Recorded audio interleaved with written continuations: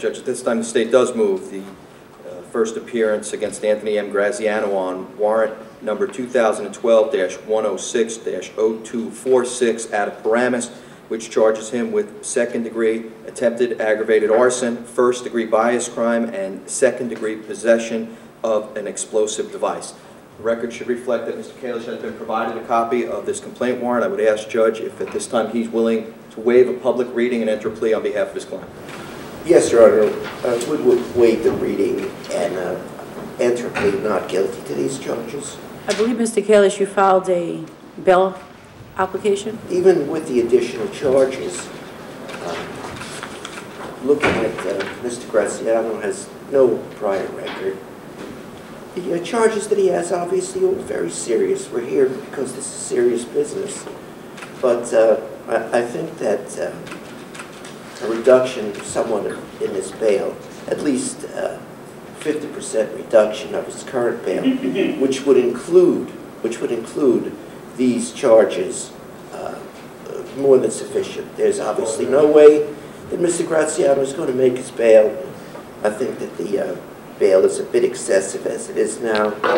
I would say that a bail of $2.5 million for all incorporated charges would be more than sufficient. Okay, Prosecutor, would you like to respond? I would, Judge. What we're going to ask is that there be no change in the bail, and the $5 million include all previously submitted charges and these charges here. I've had an opportunity to review the bail packet, Judge, and I do acknowledge that he has 7 points, but there are a few things I'd like to point out. The first and foremost, Judge, that's concerning to the state is obviously when these bail packets are put together, what we're looking for is honesty on the part of the defendant. You can see on the first page, there is a quote attributed to Mr. Graziano that says, "I wasn't there."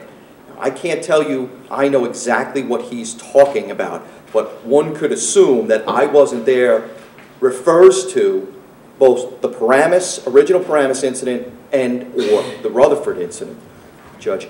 Why that's concerning to the state is because, as you know, the first condition of bail, the first consideration of bail is the seriousness of the crime.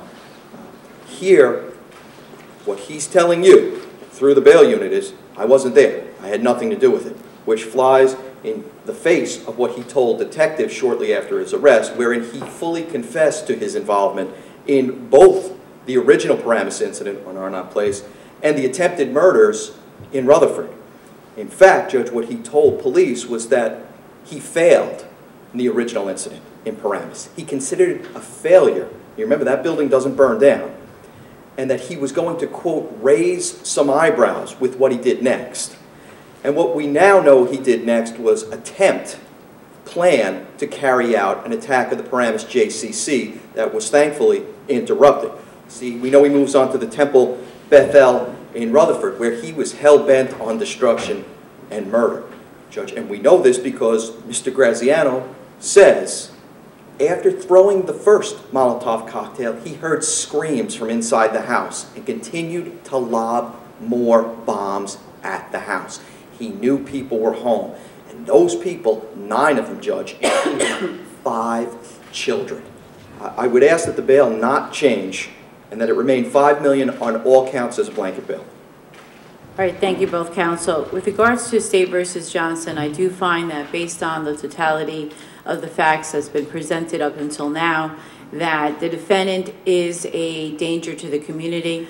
The likelihood of conviction is great. The defendant has not only given a statement, obviously he's presumed innocent at this time, but I do have to take into account the totality of the information that I have up until now.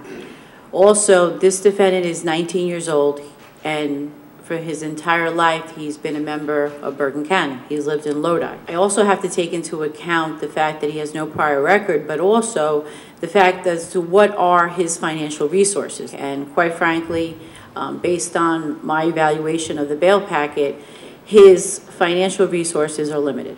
So therefore, to keep a $5 million bail is simply not necessary at this point. I am going to set the bail at $2.5 million, no 10%, and with the following conditions as was outlined last week, which is no contact with any of the victims, surrender his passport, and also, obviously, no internet use and possession of any weapons, which are the conditions in the normal course in these types of cases. this is a bail that is more reasonable in light of the financial resources and the type of crime that it is. Okay, so your case will proceed through the grand jury. Okay, he's remanded back to the Bergen County Jail. Thank you, Judge.